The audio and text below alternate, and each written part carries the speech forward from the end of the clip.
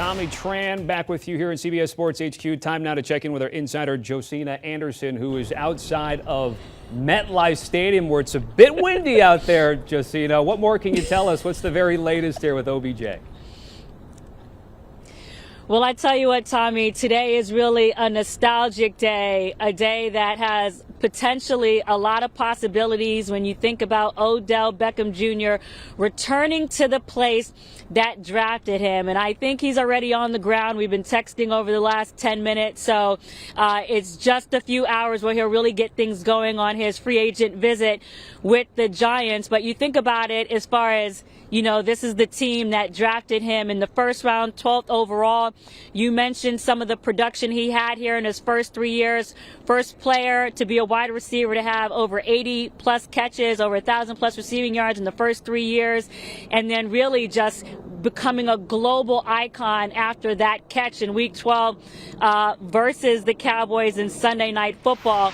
But guys, we know that things began to turn with some of the adversity that he faced, you know, not being able to get more than 6 wins in the first 2 years, 11 in the third, not getting over 5 wins in the 2 years after that. Having coaches like Coughlin, Ben McAdoo, Spagnuolo, Pat Shermer, Tommy, you almost forget all of the coaches that he was dealing with. And they thought everything would kind of turn around after he got that big fat contract in 2018, 5-year, $95 million, but ultimately ended up getting traded, not someplace that he chose to necessarily go eventually, but having the opportunity to play with Jarvis. And we know that things didn't turn out with Baker Mayfield, ended up getting waived and wound it up with the Rams last year, and getting 7 touchdowns after not having any with Cleveland, and winning a Super Bowl ring February 13th. And that brings us back to today, where he's coming back as a free agent, as I try not to get swept away by the wind here, to a team that gave him away. So you have to really think about how remarkable that is,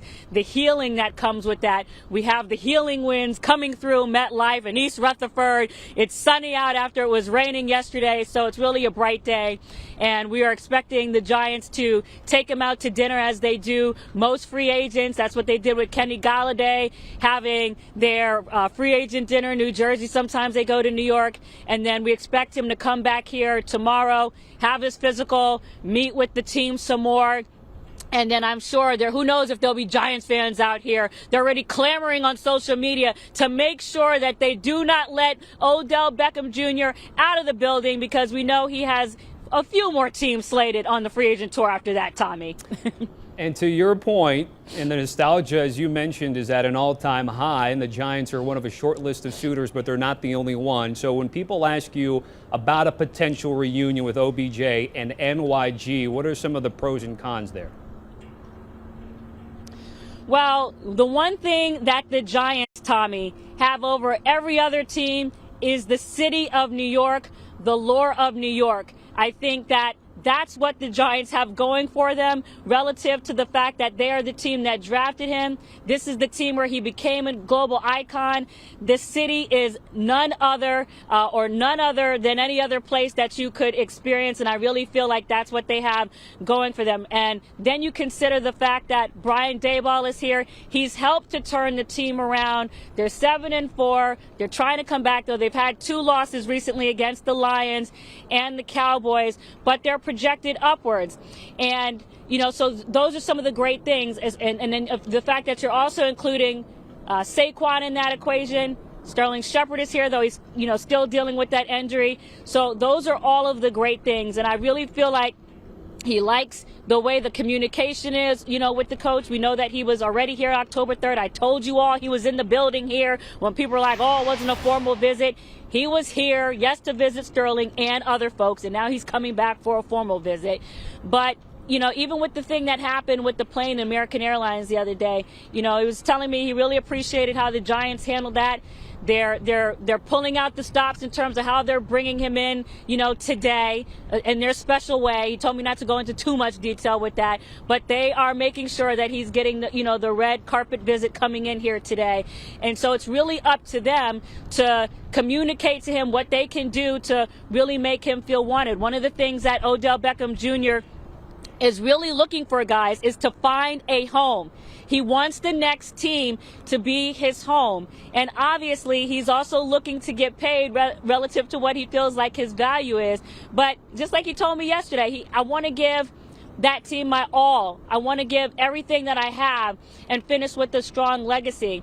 The question with the Giants as we get to what may or may not be the con, even though Daniel Jones has 10 touchdowns and 4 interceptions and only 4 fumbles after fumbling 18 times his rookie year, when you compare Daniel Jones to the caliber of quarterbacks on the other teams, that's what you have to consider. So then the question becomes, especially with Daniel Jones being eligible for unrestricted free agency next year, can they, what are the other options? Can they upgrade there?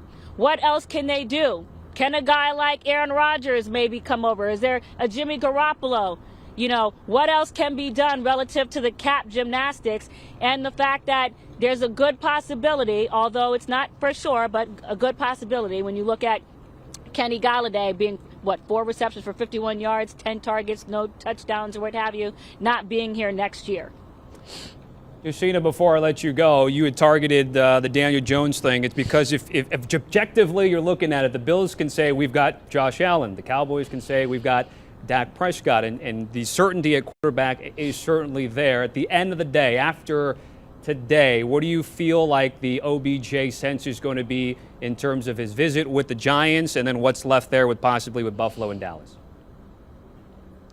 Well, a couple things. You know, it's very clear, and it's already known, I've already reported this, that Odell Beckham Jr. is looking for a multi-year deal. So which of these teams will step up to the table? We know that the Giants, we know that the Cowboys, and we know that the Ravens are all teams that in wide receiver production right now are, I think, ranked 23rd or worse.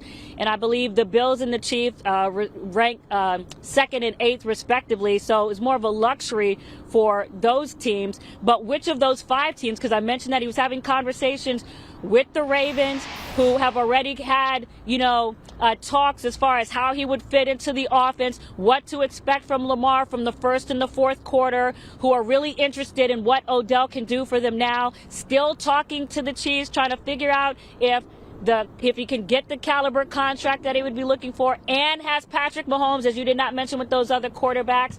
So those are all of the factors. Who has the best quarterback?